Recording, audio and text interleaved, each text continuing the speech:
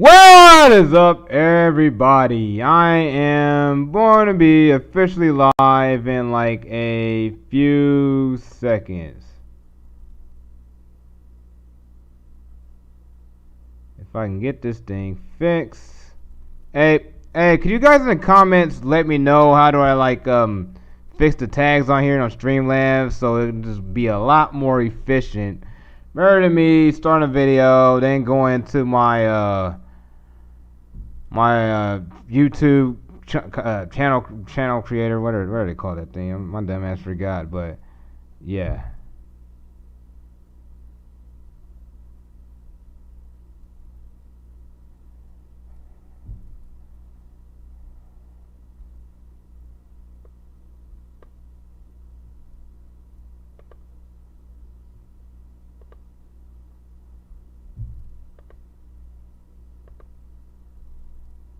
Am I live?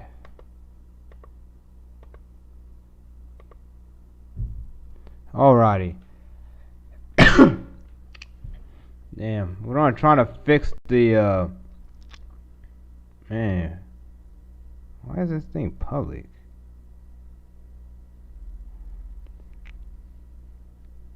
Oh boy, I guess I gotta fix this again. Yeah, this stream is a progress in work. I'm gonna get this thing figured out one of these days. Ah, there we go. I'm live now. Awesome. Let me fix this bad boy.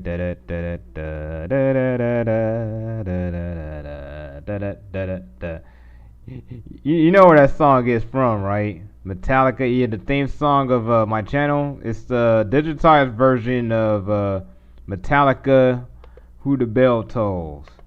Alright, so I want to add this on the description.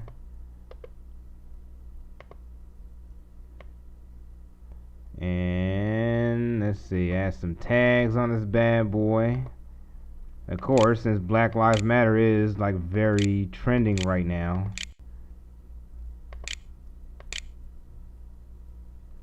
Let's see here, we have Black Lives Matter, BLM. See, I'm gonna teach y'all how to get traffic on YouTube, man. You always gotta add, whenever you talk about trending topic, you always gotta make sure you have the right tag so people can find the video. It's a little trick for you up and coming YouTubers, how to get a lot of traffic to your channel. Is always talking about or make videos on what's trending during a certain time period. So I'm gonna talk about Black Lives Matter. Oh yeah, I'm gonna add Joe Rogan too. I'm gonna add Joe Rogan to this. I'm gonna make sure to add Joe Rogan, man, because he's one of the biggest podcasters in the world right now. And they tried to cancel him for the Joey Diaz thing.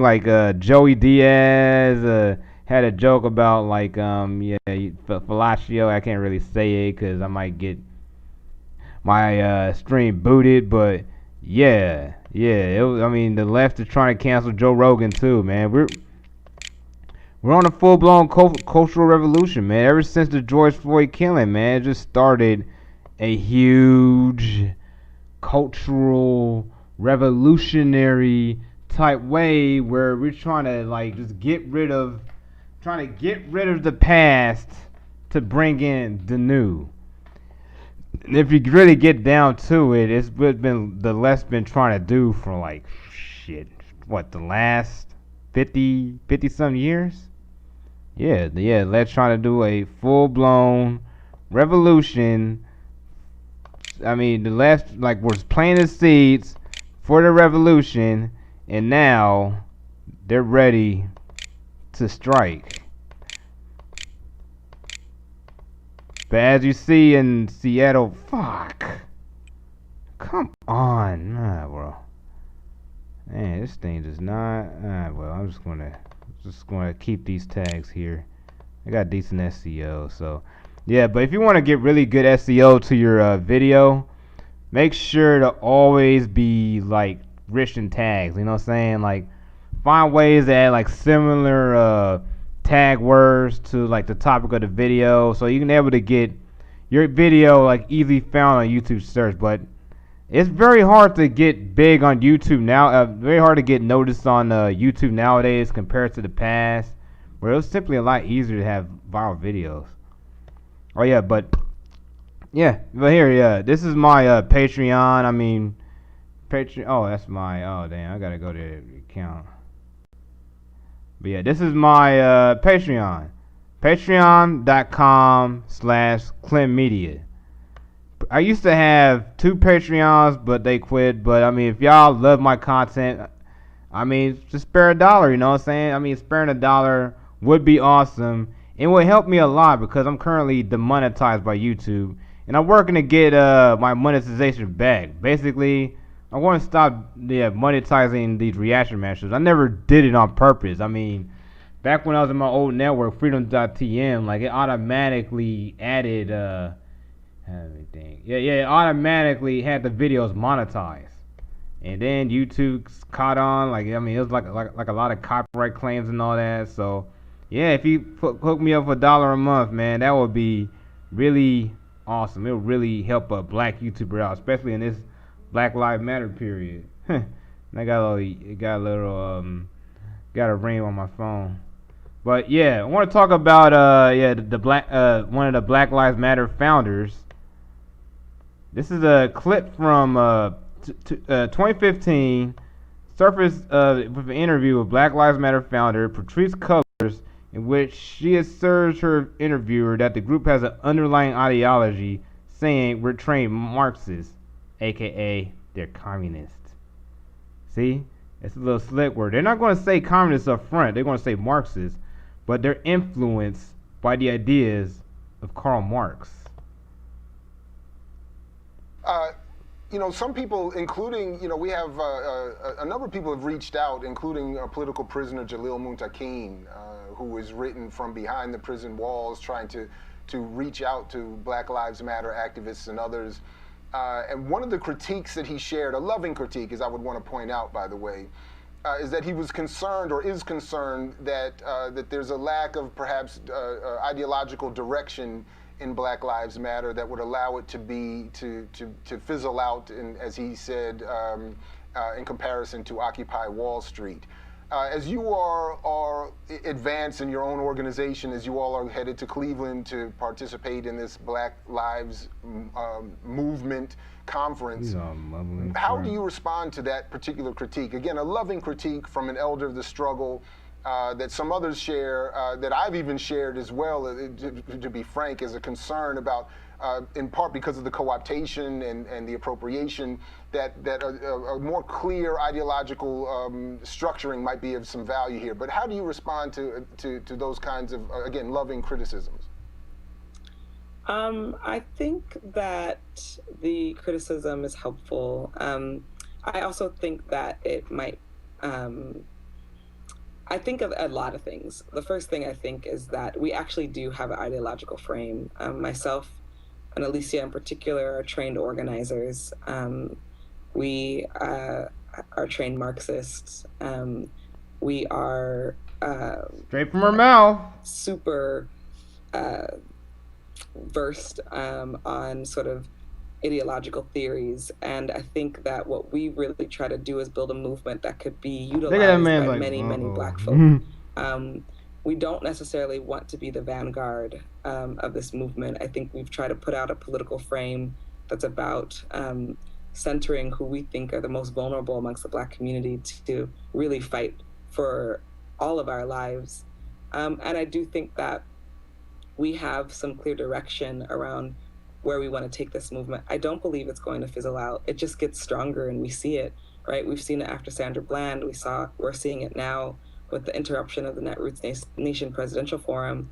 What I do think, though, is folks, especially folks who've been trained in a particular way, want to hear certain things from us that we're not sort of framing it in the same ways that maybe another generation has. But I think it's important that people know that we are the Black Lives Matter movement doesn't just live online. Although there's many people who utilize it online, we're in a different set of circumstances, a different generation that social media may feel like it's diluting the larger ideological frame, but I argue that it's not.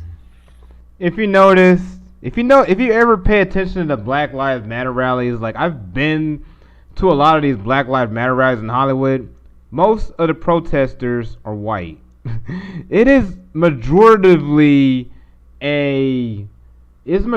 a college-led movement. This is a college-educated, woman-led Marxist movement, which is trying to push folks towards communism, towards making communism, socialism, whatever you want to call it, look cool. But once you really deep down into it, this movement is heavily anti-black male, anti-family, and anti-Western culture. It's all it is, man. These cats want to create a Soviet Union Part 2. But if you dig into the history of Karl Marx, the guy was a racist. I mean, the guy was an absolute racist. Take a look at what Karl Marx said about black people. I mean, take a look at Karl Marx. Never ran a company, never held political office, never oversaw any accounts, never even held a job, any job, supported through his life by his friend Frederick Engels, the son of a wealthy factory owner, considered by many to be the greatest political, social, Alright, I gotta read that again. I'm done. Considered by many to be the greatest social, political, and economic philosopher of all time. All applications of his theories are ended in failure. Every single damn time. Yet in 2020, people still think his ideas are good. Are you... Man, just look at every single Marxist country in history. They tend to be failures. And the only way these Marxist countries even work is with an added bit of communism, and an added bit of capitalism. And when socialism worked in a place like Sweden, it was due to the country being homogenous. You can't have Marxism in a diverse type of country, especially in a country like the U.S., which has large regional diversity. So seriously, all y'all people like thinking like Marx is like this great philosopher, dig into the history, because this dude's like your typical college washout, man. Your typical college washout, always bitching about, oh man, fuck capitalism, man, fuck all this shit, man. The company's taking over. I mean, like, I see a lot what they're saying, man, but the thing is, it ain't really like capitalism the problem. It's crony capitalism, aka corporatism. That's your problem, because basically, like, we basically have a monopoly in the media nowadays. You know what I'm saying? The media is owned by 6 companies, which is why I rarely trust the mainstream media. And there was the awesome Ayn Rand. You know what I'm saying? Like, I read a lot of her readings. But yeah, I mean, he has some nasty quotes about black people. I mean, here's his pure thoughts. Capitalism will be replaced by a socialistic collective where all were equal. This is a fantasy. It doesn't match with human nature. Because the thing is, if you go back to history, human nature, it is always whoever has the weapon rule. Whoever had the strongest hand tended to rule. And the U.S. went against that because we have a constitution and a rule of law that keeps us from having an authoritarian leader. Like, even like a lot of people say Trump is an authoritarian leader, but he's really a paper tiger, man. He hasn't really been that authoritarian at all. Especially allowing this crap with the Seattle Chaz happening, and then someone got killed. Most likely a black, it was a black guy that got killed in a Chaz, and they created that Chaz for black people not to get. Oh wow, it's unbelievable how wild today is, man. I mean, shit just doesn't make sense anymore. I mean, really, shit just doesn't make sense anymore. Everybody's like LARPing nowadays, man. For real. But going into racism, a really woke company, Google, is being sued by a group of black creators who accuses YouTube and Google itself of racist practice that pervade the YouTube platform. I mean, let's keep it real here. How many black tech people do you know in Silicon Valley? How many black people are in tech in Silicon Valley? Not that many, because I mean, to be real with you, there basically is a coded white supremacy against black folk going into those type of industries. I mean, it's basically created by the media and enforced by us people. It's very coded. Okay, black YouTubers is suing Google's parent, alleging that they discriminate against their videos based on race. The suit claims that YouTube uses its automated tools to restrict, censor, and denigrate black creators, hurting their subscribers and revenue, while videos with racist hate speech are allowed to make money on the site, yet after being flagged for violating YouTube's rules. The complaint comes in the middle of national reckoning of racism in the U.S., triggered by the killing of George Floyd, a 46-year-old black man who died after a police officer pressed his knee into Floyd's neck. YouTube is one of the tech giants making large donations to social justice initiatives alongside public statements supporting Black Lives Matter movement. This is a corporate virtue signaling. After the United States $100 million fund to support black creators, hopefully some of that money will go towards me. That would be nice. I mean, Google has some serious explaining to do. The lawsuit says adding that YouTube and Google suspend their money to stop the racist practices that pervade the YouTube platform. Plaintiffs in the latest complaint include YouTube associated with the Lisa Clemmedia channel, more than 20 million views. I got close to that. I got like 16 million. The channel Lisa's View with about 11 million views. The channels The True World Family and True World, which combined have 3.4 million views, and 3 channels related to the creator Carmen Kaboom, which has roughly 550,000 views combined. That's really small. All the creators suing Google claim that the company is rude or archived the video unfairly, hurting their revenue. I mean, as a small black creator myself, I mean, there is a bit of a privilege hierarchy in YouTube. Let's keep it 100 here. Asked about the lawsuit later Thursday during a virtual event with the Washington Post, YouTube CEO said the company is going to look into the complaint and try to understand what concerns are there. It's like, I mean, I know how the way these liberal women like operate. They'll say like, "Oh, we're so understanding. We're understanding the plight of these people of color creators," yet behind the scenes do nothing. I mean, seriously. I mean, they love the diversity in public, but like when they get behind closed doors, they're like, nah, we gotta take care of the people that give us the most money. That's all it is. The lawsuit filed Tuesday in the U.S. District Court for the Northern District of California accuses YouTube of overt, intentional, systematic racial discrimination, saying that the companies rigged the game by restricting and blocking these black YouTubers based on their racial identity, but not subjecting YouTube's own produced videos to the scrutiny. The YouTube's also complained that YouTube profit on videos with hate speech.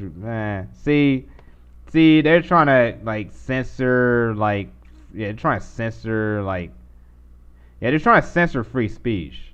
I mean, because the thing is, like, there's no such thing as hate speech. Hate speech is free speech. I'm an absolute free speech absolutist. I mean, I come from the Noam Chomsky's line of thinking, man. If you don't support free speech for someone you hate, you just don't support it at all.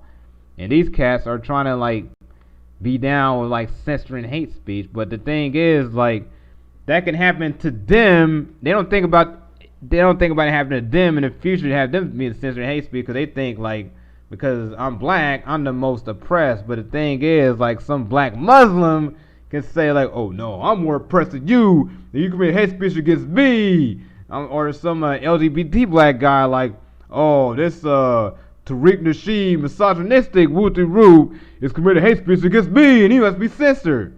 You see, it's a purity spiral that just goes down and down and down and down to the most oppressed person. It's a progressive stack. I mean, leftists hate when I pop this shit out, but I'm saying like some real ass truth, because I know cats like this. Oh damn, I had some issues on my stream. Let me see who is live. Yo, what's up? Max Chun, Joshua Quino, CSK Bay. I see y'all. What's happening? I see y'all. Good to see y'all hop in. And I only got one viewer right now, but yeah, I see you, Max Chun. Looks like the frame started my video too, but yeah, as a black YouTuber myself, man, the game is rigged. I mean, let me show you this website. Yeah, let me show you like how the game is rigged for someone like Jimmy Kimmel, because absolutely since 2016, YouTube changed their model by going towards like the mainstream media, the mainstream controlled media, and promote channels like Jimmy Kimmel, Jimmy Fallon, Stephen Colbert, Trevor Noah. I mean, look at this way, man. Let's go to YouTube front page and go on trending. YouTube, like 2017 to 2020, has changed big time, man. I mean, let me show y'all like the trending videos and how corporatized it all became. You know what I'm saying? Because basically, Trump won mainly based off of like Infowars, let's say, yeah, Breitbart and Infowars.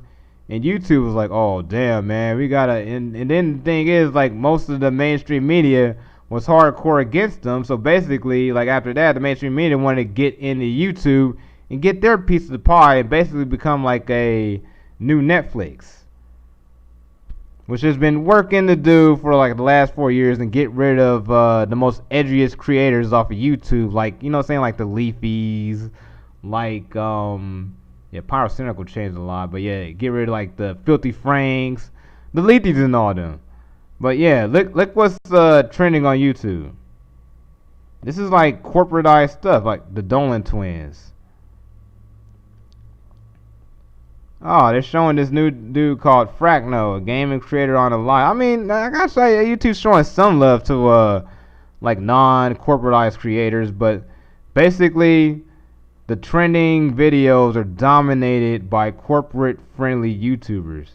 Oh, look at that. Shane got a demon in this house. Shane's still one of the few. I mean, him and PewDiePie are two like old-school YouTubers who are still relevant and still huge.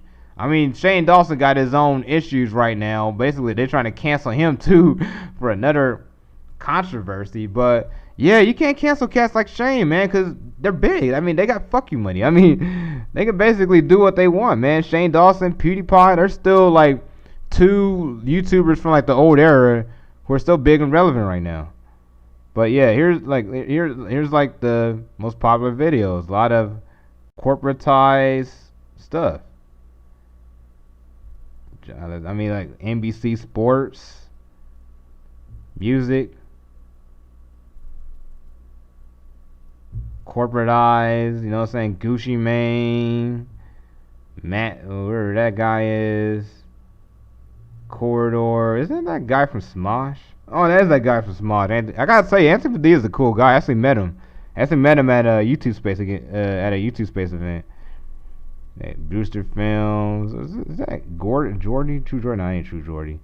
Oh, Shaq's Paradise. You know what I'm saying? Like, all the celebrities starting to hop on the YouTube trend too, because they know like TV and the mainstream media are kind of like dying. I mean, TV is like a dying medium, so basically they got to hop on a hot new thing versus basically YouTube. And right now we're in a podcast like area where people want to see people like Joe Rogan talking. You know what I'm saying?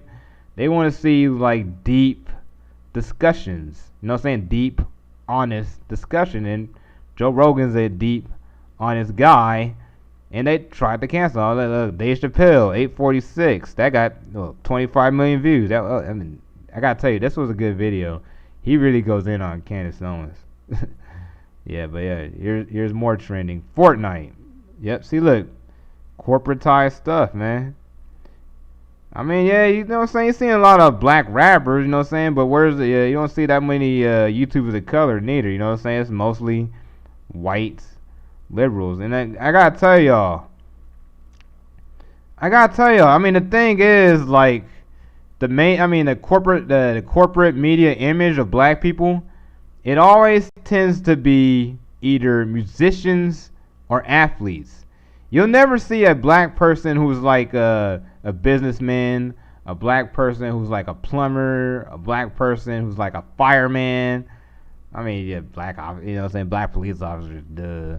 But black soldiers, you never see those, or like black nerds, you never see those type of black people. You always got to see like the edgy, you know what I'm saying, the edgy type of black person, you know what I'm saying? I'm not going to say that word because, I mean, I love being a black person, but I'm very critical if our image is seen in the media. I mean, it's never a positive, you know what I'm saying? It's never a diverse image of a black person in mainstream media. Let's keep it 100 here. Yeah, I see you, Max Chain. Oh, I don't get no high back? Oh, man. My feed's a mess. I gotta work on this thing. I'm working with y'all, man. I am working with. I'm pretty new to the podcast game, as you can tell. But yeah, they tried to cancel Joe Rogan, and it's going to fail because Joe Rogan is just bigger than the media. Because they trying to cancel a joke with Joey Diaz. See, look, Joe Rogan is blasted for laughing about coercing women into oral sex. Let's look at this here. Basically, the controlled media is trying to spread stories of Joe Rogan being this misogynistic pig in order to get people wild up. You know what I'm saying? In order to get the far left wild up to get on cancel campaigns against Joe Rogan or to cancel his Spotify deal. Here's what I'm talking about. He's blasted for laughing as fellow comedian Joey Diaz. Oh God, Joey Diaz can be a bit nasty. That boy, man. I watch Rogan's podcast all the time. Joey Diaz is a Trump supporting asshole. Let's keep it 100 here. But here's a resurfaced 2011 clip from the Joe Rogan Experience show. Joe Rogan laughing as a friend spoke about coercing women for sexual favors. Footage. See. They could have shown this in 2016. They could have shown this. They could have shown this like any time, but they picked this exact moment because we're currently in a cultural revolution, and he's one of the biggest voices out there. He's bigger than the mainstream media. That's why they're trying to cancel him because he's like the main outside voice. He's like a big voice for young men, especially young men who love going to the gym.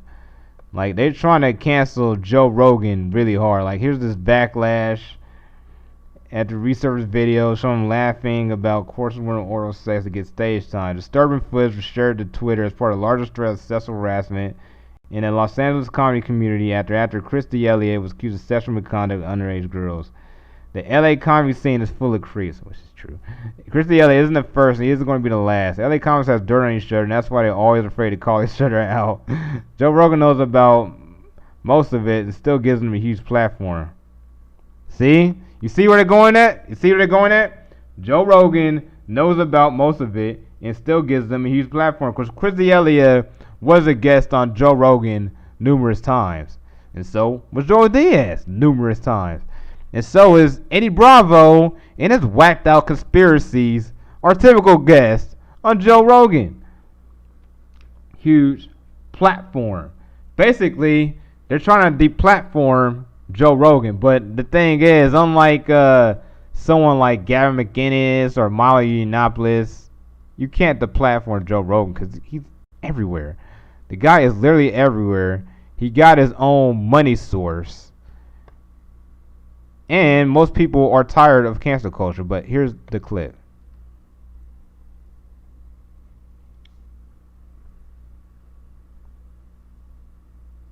And look at this guy, Tim. You can tell like he's one of those. Yeah, you already know, man. I don't even want to judge him, but it's quite obvious what kind of type of dude Tim is.